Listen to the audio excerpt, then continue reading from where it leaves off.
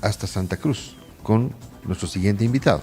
Y gracias al doctor Carlos Romero, exministro de Gobierno, por aceptar esta invitación y para hablar un poco de lo que está ocurriendo en Santa Cruz.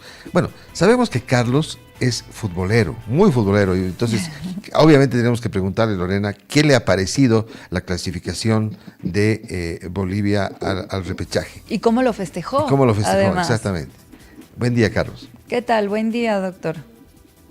Un buen día, un saludo cordial a los conductores y a los distinguidos auditores y a quienes nos acompañan a través de las pantallas.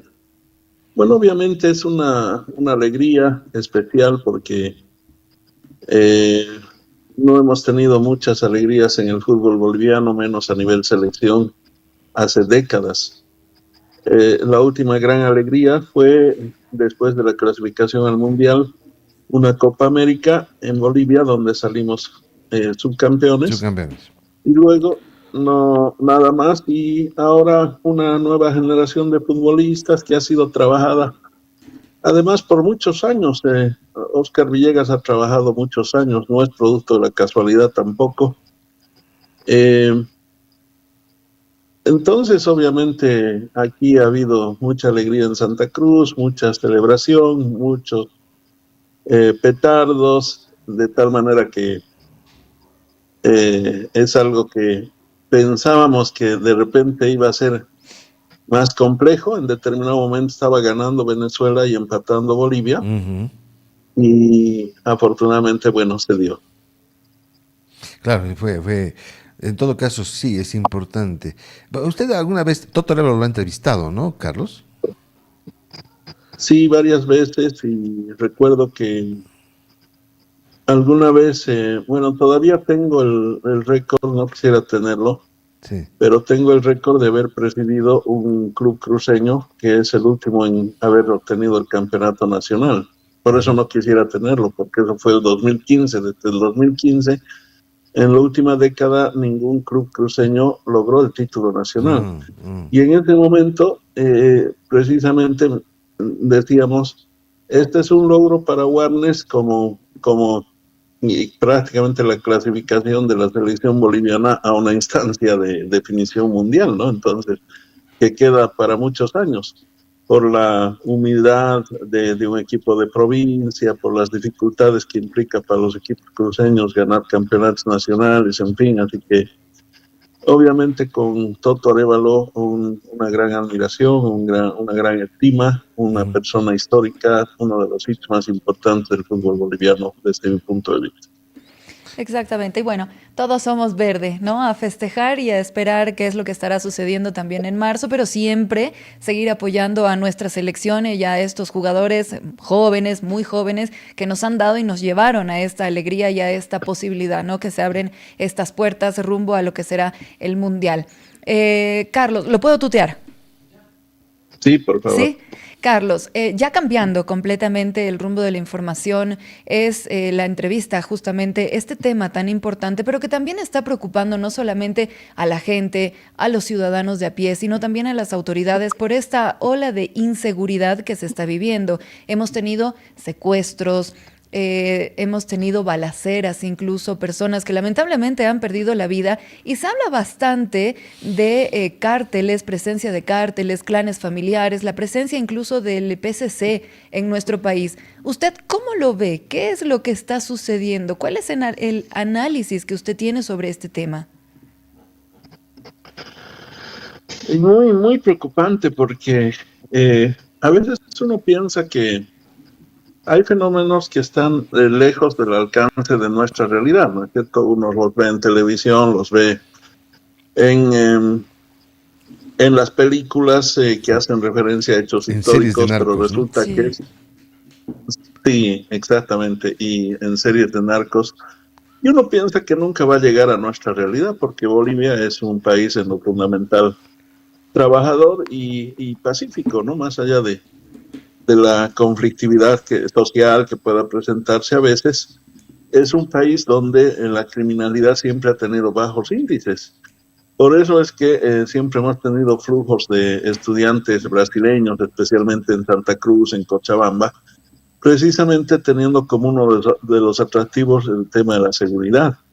Nosotros el año 2019 estábamos ubicados como el tercer país con más seguridad a nivel Sudamérica, después de Chile y Ecuador. Precisamente Ecuador había tenido unas escaladas impresionantes de logros de seguridad. También Bolivia avanzó muchísimo.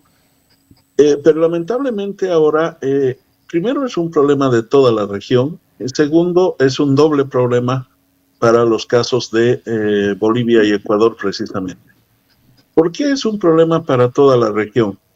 Porque para tener una idea en términos muy rápidos, en este momento, de acuerdo a Naciones Unidas, 300,000 personas consumen droga de manera ocasional en el mundo en un año, en un rango de 15 a 64 años de edad.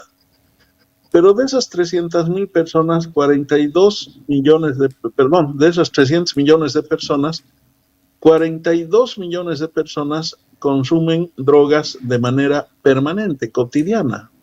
Naciones Unidas los llama consumidores complejos. Nosotros los conocemos como drogodependientes, ¿no? Entonces, ¿qué quiere decir esto? Hay un mercado mundial de la droga todos los días de 42 millones de personas. O sea, no necesitas promocionar el producto, no te van a pedir rebajas, van a venir de rodillas a pedirte que le proveas de droga, en fin, de eso estamos hablando. Pero esta cifra se ha disparado fundamentalmente en los últimos 5 años, ¿no? Es decir, como que hubiera un antes y un después del COVID. En segundo lugar, desde el 2020 precisamente se han empoderado los grupos de la criminalidad transnacional. Estamos hablando de que las cuarentenas que repliegan a las fuerzas públicas a las ciudades tienen como correlato la toma de territorios estratégicos, la Amazonía claramente en el caso sudamericano, por parte de ya no solamente organizaciones criminales locales y organizaciones criminales regionales, sino organizaciones criminales de alcance mundial. Estos son los elementos nuevos. Sube el consumo de droga, la policía, la fuerza pública en general pierde el control de áreas estratégicas territoriales y tercero, además se trasladan mafias internacionales. ¿A qué le llamamos mafias internacionales? Aquellas mafias que tienen alcance mundial y que están diversificadas en su industria criminal, que se dedican a la vez al narcotráfico, a la trata de personas, al tráfico de armas, al lavado de capitales, etcétera, etcétera. ¿Cuáles son estas mafias? Estas mafias están ubicadas en algunos países asiáticos y en los países del norte del planeta. Estamos hablando de mafias italianas, de mafias albanesas, de mafias balcánicas, de mafias japonesas, de mafias chinas, en fin. Tenemos así las triadas, los yakuzas, los Camorra, los de Ndrangheta, la mafia albanesa, etcétera, etcétera. ¿Quiénes se han trasladado a Sudamérica? Presumiblemente la mafia albanesa, que está operando en Ecuador, y la mafia balcánica, que está operando en Bolivia.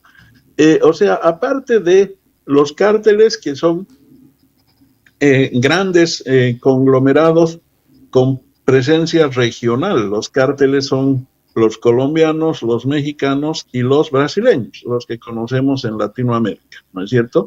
Aparte de estos cárteles coligados con los clanes familiares bolivianos son los Lima Lobo, etcétera, tenemos la presencia de mafias internacionales que antes operaban a través de los cárteles, eran sus intermediarios en la región y que ahora han decidido trasladarse de manera directa. Entonces, en Bolivia tenemos en los últimos 3 o 4 años por lo menos una treintena de casos sicariales, ¿no? Y eso realmente es preocupante porque eso no se había producido en los últimos 30 años juntos, ¿no? Entonces, estamos llegando a niveles de violencia En San Matías tenemos por lo menos una docena de casos de sicariato y por su índice poblacional ya ha ingresado en la clasificación de una de las ciudades más violentas del mundo. Entonces, obviamente, el problema es demasiado complejo, es estructural a estas alturas, yo diría. Durante su gestión usted hablaba de que en Bolivia operaban emisarios de los cárteles. ¿A qué se refería entonces? Y ha llamado la atención que esta semana justamente el presidente Luis Arce, en un encuentro con medios de comunicación, ha vuelto a mencionar ese concepto, que no son mafias, que no son líderes de cárteles, sino que son emisarios. ¿Esto ha cambiado? ¿Cómo lo ve, Carlos? Sí, ha cambiado porque en economía, en seguridad, en cualquier proceso social y natural, las cosas cambian, ¿no es cierto? Muchas veces estamos acostumbrados a utilizar categorías como si fueran perennes y sin embargo sabemos que en economía o en seguridad se llaman variables. ¿Variables por qué? Porque varían precisamente. ¿Qué es lo que ha cambiado? Evidentemente, en la década anterior nosotros teníamos una clasificación de Bolivia por JIFE. JIFE es la Junta Internacional de Fiscalización de Estupefacientes. JIFE es la entidad oficial a nivel internacional que clasifica a los países, ya sea en países de producción, de tránsito o de comercialización y de consumo de drogas. En ese momento, ¿cómo estaba clasificado Bolivia? Estaba clasificado como un país de tránsito, ¿no? Había producción de droga a nivel nacional, qué sé yo, pero las cifras eran bajas y de poco impacto en el mercado regional. En ese momento, por ejemplo, por cada, es decir, del 100% de cocaína que ingresaba a Estados Unidos, el 95.5% provenía de Colombia, el 3.5% del Perú y el 1% de Bolivia. ¿Había producción de cocaína en Bolivia? Sí. ¿Dónde iba? Preferentemente a Europa a través de Brasil. Pero el índice era muy bajo y por eso el país estaba clasificado como país de tránsito y entonces los cárteles operaban a través de emisarios que mandaban para gestionar el trasiego de la droga por territorio boliviano. Hoy día la situación ha cambiado. El 2023 nos ha reclasificado JIFE. Es como las calificaciones de riesgo que se hacen de la economía, ¿no es cierto? Nos ha reclasificado JIFE el año 2023 y nos ha dado en la categoría país de producción y de comercialización, ¿no? Lamentablemente.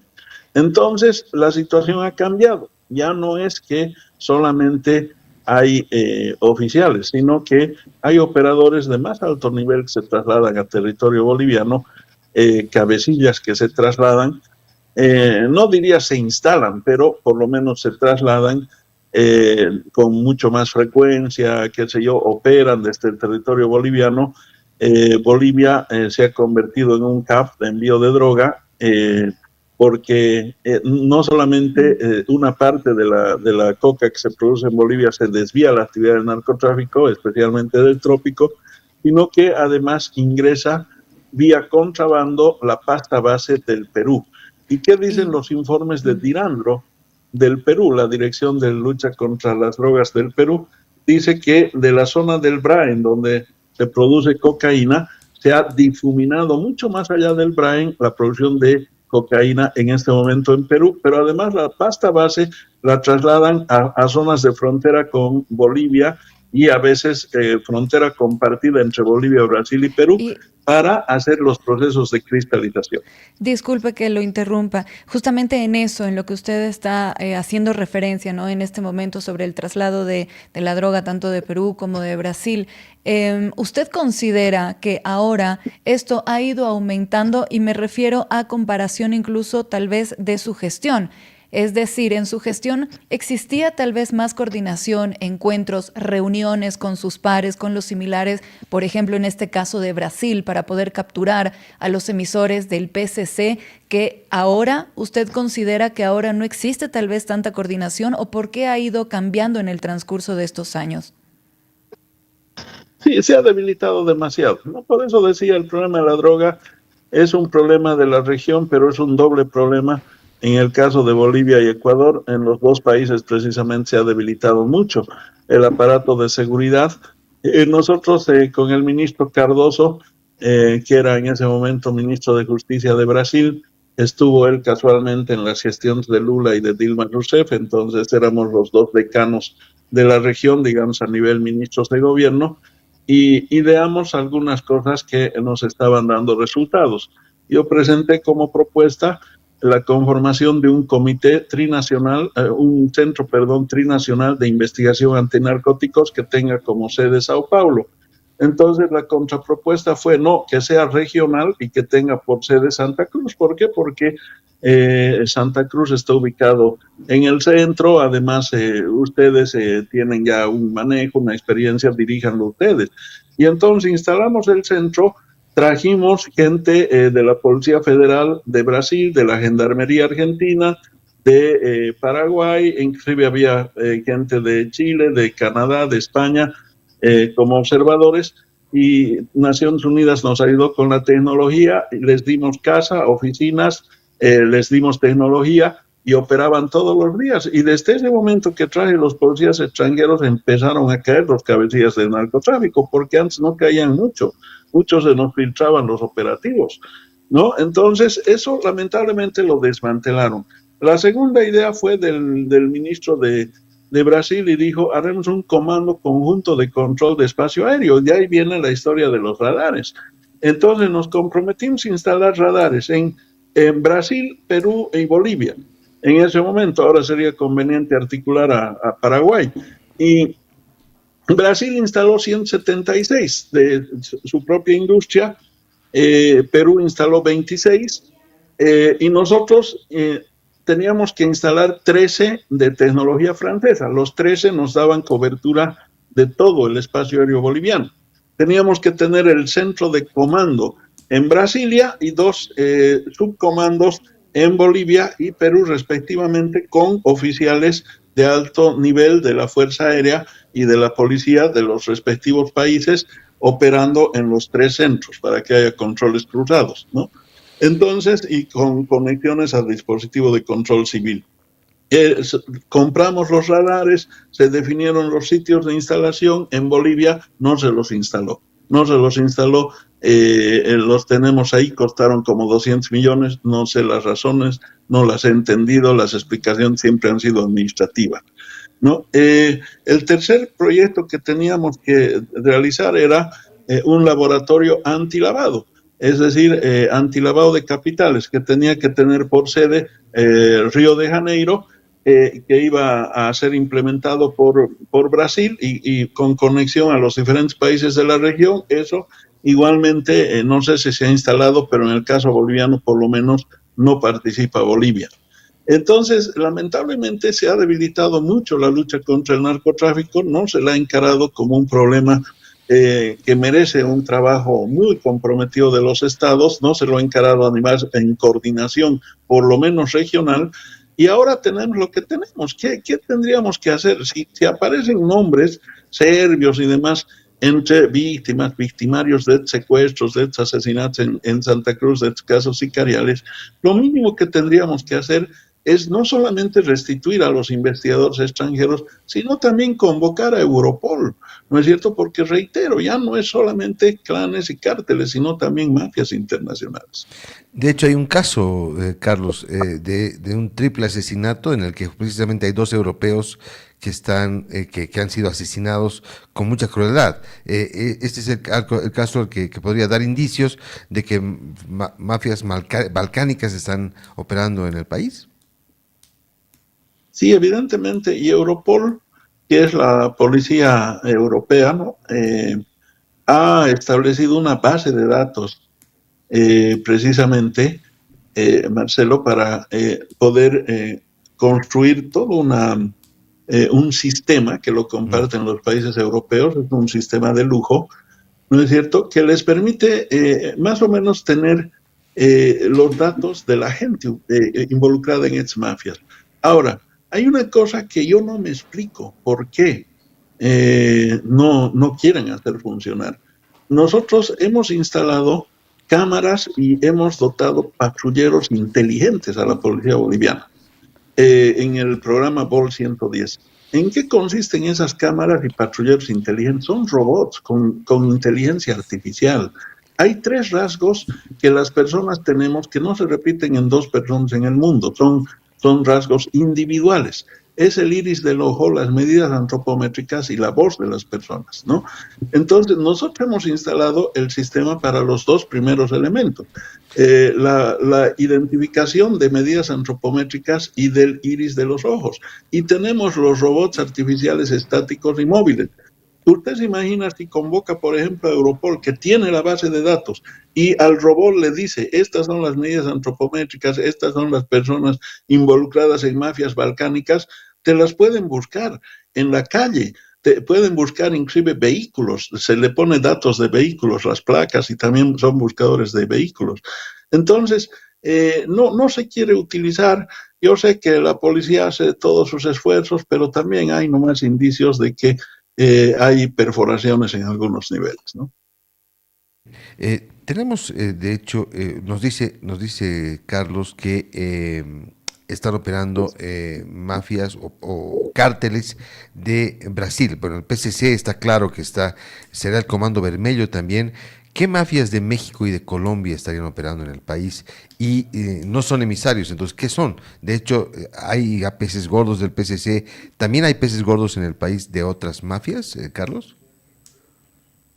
Sí, es muy posible que sí. O sea, en Brasil debe haber una decena de cárteles, ¿no? Tenemos la familia 240, tenemos el sindicato criminal, tenemos el primeiro comando da capital, el comando vermelho, tenemos hasta el terceiro comando de la capital, en fin, hay varios.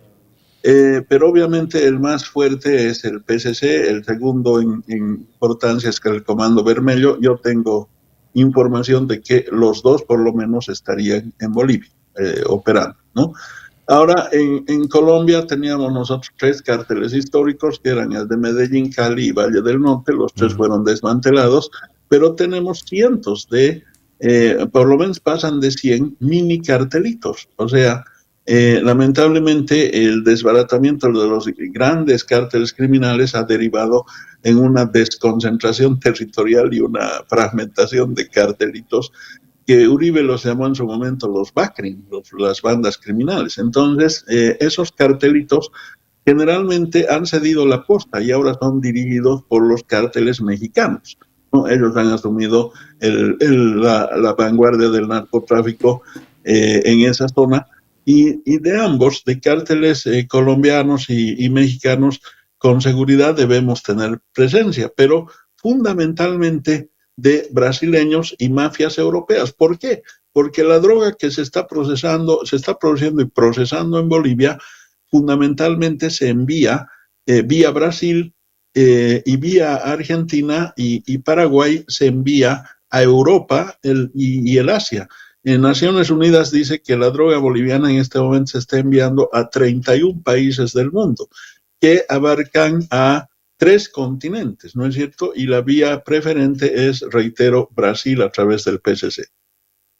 Ahora, hablando sobre los cárteles, miembros incluso del PCC que están en territorio boliviano, que se ha escuchado bastante, sobre todo en Santa Cruz, ¿no? En estas últimas horas se ha conocido una noticia de un ciudadano brasileño que pertenece incluso al PCC, según dicen las autoridades de gobierno, que estaría ya viviendo en nuestro país, estaría radicando aproximadamente ya hace 10 años, incluso que adquirió la nacionalidad boliviana durante su gestión. Entonces, según las autoridades también de gobierno, manifestaron que se debe investigar ya en esa época a todos quienes formaban parte de quienes entregaron y otorgaron la nacionalidad. ¿Cuál es la lectura que usted le puede dar y sobre todo cuál es el perfil incluso que tienen los miembros del PSC que están en nuestro país? Bueno, he escuchado de un reportaje periodístico de que habla de que el máximo capo del PSC vive en Bolivia hace 10 años, ¿no es cierto? Eso no es serio. No es serio porque el jefe del PSC se llama Barcola y está en Brasil, ¿no? Que este haya podido hacer un enlace que seguramente tenía movimiento migratorio en Bolivia, eso es muy posible, ¿no? Que iba, venía, que operaba en Bolivia, que hacía contactos, eso es muy posible. Que en esa época su nombre haya sido inserto en el sistema de Interpol o haya marcado una alerta por parte de la policía brasileña, hasta donde yo sepa, eso no existe, ¿no? Muchos miembros del PSC han sido capturados en Bolivia y los hemos entregado a las autoridades brasileñas en mi gestión, y lo hemos hecho conjuntamente la policía brasileña, ¿no es cierto? ¿Por qué? Porque, como les digo, nosotros habíamos convocado y constituido un dispositivo de investigación y de inteligencia con elementos de alta oficialidad de la policía de los países vecinos, que no es que intercambiaban información administrativamente como lo hacen ahora, no, ellos vivían y trabajaban todos los días, día y noche, acá en Bolivia. Y se reunían con el ministro de Gobierno, que habla periódicamente, y hacíamos reuniones virtuales inclusive con los ministros respectivos, Patricia Bullrich en el caso argentino, Cardoso en el caso de Brasil y otros, ¿no? Y además, inclusive, nosotros dábamos reportes a los presidentes mismos, que fueron los que autorizaron en su momento la constitución de este centro con extranjeros instalado en Santa Cruz, ¿no? Entonces, es posible que ese señor en los últimos años haya ascendido en la escala jerárquica del PSC, que ahora sea un capo, que no sé qué. Ahora, sí tiene uno un carnet boliviano, eso es posible también. Habría que investigar quién se lo dio, porque usted se acordará que nosotros tuvimos una transformación de la vieja DIN al CEGIP. Y lamentablemente los casos de falsificación de cédulas de identidad generalmente se presentaban con materiales que ya no eran oficiales, que supuestamente habían sido desechados de la vieja DIN, ¿no? Porque el CEGIP tiene un sistema de carnetización que es automatizado y biométrico, ¿no es cierto? Eso no existía en la época de la DIN. Te llenaban los carnets a máquina de escribir, ustedes lo recordarán, ¿no es cierto? Entonces, ese material desechado muchas veces ha sido encontrado con identidades falsas de extranjeros. Esa es una posibilidad. La otra posibilidad, habría que ver la data, porque yo tuve un problema. Un año peleaba, discúlpenme, entre comillas, peleaba con el Tribunal Electoral para que me entiendan, que el CEGIP y el CERESI tenían que tener una plataforma de interoperabilidad, de tal manera que si un ciudadano se acerca, claro, cruzar información, o sea, y ahora tenemos eso, pero me llevó un año convencerles y ponerlo en una ley, y creo que recién lo logré el año 2018, ¿no? Entonces, ¿por qué? Porque muchas veces se presentaba un ciudadano con un certificado de nacimiento que lo podía fraguar con cualquier registrador de registro civil, ¿no es cierto? Y entonces el operador del CEGIP le extendía el carnet de identidad confiando en que ese documento era bueno, pero ahora en el sistema de interoperabilidad el funcionario tiene que ingresar a la base de datos del CERESI para verificar si ese ciudadano está inscrito en el CERESI efectivamente, ¿no es cierto? Pese a todo, se han producido casos de falsificación, pero con tanta tecnología y controles, si los hay que investigar y meter presos a los que sean responsables, ¿no es cierto? Porque por más que uno ponga full tecnología, siempre va a haber pícaros que por unos pesos. Hay un problema con sí, entró la llamada, creo, al doctor Romero. Sí. Estamos. Sí. Marcelo. Carlos, bueno, nos escribe la gente, pregunta qué hizo su gestión con relación al PCC, lo ha respondido, pero hay una pregunta que está aquí que quiero transmitirle. Por su experiencia, ¿qué opina el doctor Romero del cártel de los soles y los efectos del asedio de Trump al gobierno de Maduro? Mire, yo inicialmente no confirmaría la existencia de un supuesto cártel de soles. Primero porque los cárteles tienen dos referencias, Marcelo. Una referencia territorial o una referencia militar. Los cárteles de referencia territorial, Sinaloa, Tijuana, en su época Medellín, Cali, Medellín, etcétera, Valle del Norte, ¿por qué tenían referencia territorial? ¿O por qué tienen todavía algunos de ellos? Porque son cárteles que controlan territorios donde se procesa droga. Los cárteles que tienen referencia estratégica son comercializadores. Por eso en Brasil se llaman primeiro comando vermelho, ¿no? Aparece la palabra comando. ¿Por qué? Porque la operatoria de comercialización es una operatoria prácticamente militar, que requiere rutas clandestinas, que requiere una suerte de ejército fáctico que controla esas rutas y requiere sicarios inclusive que operan, ¿no es cierto? Y requiere armas, requiere municiones, ¿no? Y logística militar. Por eso se llaman comandos, independientemente de que el Comando Vermelho haya sido constituido también por gente vinculada al terrorismo que estaba en la cárcel y se declaraba de izquierda y que finalmente terminaron coligados con los narcos que compartían cárcel con ellos. De ahí surge el nombre de Comando Vermelho, porque vermelho es rojo, ¿no? Comando rojo. Entonces, independientemente de eso, estas son las referencias que nosotros tenemos, por lo menos en las investigaciones conocidas en organismos internacionales y de expertos en Latinoamérica. Por eso no puedo yo confirmar la existencia de ese supuesto cártel. Me parece muy raro porque, reitero, estas son las simbologías y referencias de los cárteles latinoamericanos y que yo sepa existen en Colombia, México y Bolivia.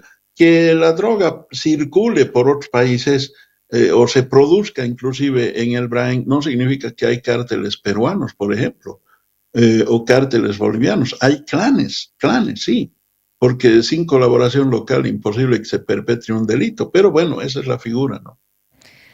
¿Usted considera que se debería tal vez implementar mayor control tanto terrestre como controles aéreos, justamente para evitar también este tipo de situaciones, coordinar con otros países, ¿no? Como estábamos hablando hace un momento, como por ejemplo se está haciendo incluso con Argentina, que en algún momento también ha sido bastante criticado el hecho de que se pongan estas mallas para hacer una separación, ¿no? Pero sobre todo la presencia de gendarmes y de efectivos también de nuestro país para que se pueda controlar que se esté enviando, pasando droga, personas incluso que pertenezcan a diferentes clanes o clanes familiares o cárteles. ¿Usted considera que, por ejemplo, con Argentina se está teniendo buenos resultados para Bolivia y que debería ser lo mismo con pares, con similares de otros países fronterizos? Los radares con Brasil tampoco funcionan, ¿no? De hecho.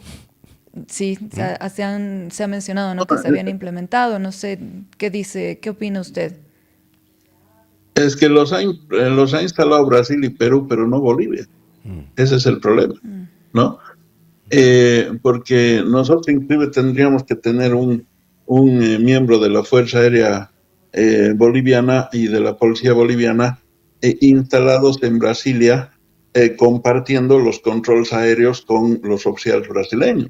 Pero bueno, obviamente el contrabando activa varias rutas, ¿no? Puede activar rutas terrestres, pluviales, marinas, aéreas, son las 4 rutas por lo menos que suelen activarse. ¿Y tenemos la ¿Cuál tecnología? es la más sensible?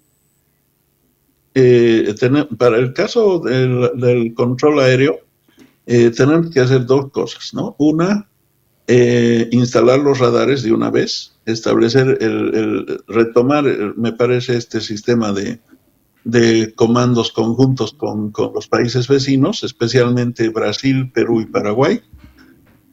Segundo, deberíamos nosotros restituir un decreto que nosotros habíamos dejado aprobado el 2019 y que extrañamente fue abrogado el año 2020. ¿Qué decía este decreto? Decía que las avionetas en Bolivia deberían recatastrarse, todas, ¿no? ¿Para qué? Para que 5 entidades públicas, entre ellas militares, policías y dispositivos civiles de seguridad en Bolivia, tengan el registro no solamente actualizado de la aeronave, sino fundamentalmente tengan el control del rastreo satelital, ¿no? De su GPS. Entonces, ¿qué te iba a permitir esto? Que teniendo tú el control del dispositivo satelital de la avioneta, lo conectas al centro de control y obviamente es muy difícil que te haga vuelos. Te puede hacer vuelos, pero son de alto riesgo. Tendrían que ser vuelos rasantes junto a ríos, por ejemplo, para que puedan eludir el rastreo satelital, ¿no? Entonces, esa cosa es una cosa elemental, debería restablecerse. En la parte del controles terrestres, pluviales, etcétera, es obviamente coordinación con los demás países. La hidrovía está descontrolada, el lago Titicaca está descontrolado, las vías terrestres son muchísimas, ¿no es cierto? Tenemos hacia la Chiquitanía, hacia el Chaco, hacia algunas rutas en la Amazonía, en fin. ¿Dónde opera el narcotráfico? Donde hay relajamiento en alguno de esos mecanismos de trasiego. No, entonces, lamentablemente en este momento se han relajado varios, por tanto hay que restablecer simultáneamente una presión en los 3 mecanismos, ¿no? El pluvial, el terrestre y el aéreo. Bien, Carlos, muchísimas gracias. Es un gusto conversar contigo y estaremos más adelante. Son temas importantes, son temas, esta vez hemos abordado este tema. También podemos hablar del tema político más adelante, pero realmente hemos agotado el tiempo con un tema tan preocupante como el narcotráfico. Muchas gracias. Muchas gracias a ustedes. Muchísimas gracias, que tenga buen día y sin duda lo esperamos en una próxima ocasión, las puertas siempre abiertas para poder conversar de diferentes temas. Gracias. Bien, Lore. Gracias. Fuerte el tema, ¿no? Y preocupante. Y preocupante. El tema del narcotráfico en Bolivia, ¿no? Ya no están operando, según lo que dice Carlos Romero, emisarios, sino están operando grandes mafias colombianas, mexicanas, albanesas, brasileñas, albanesas, europeas.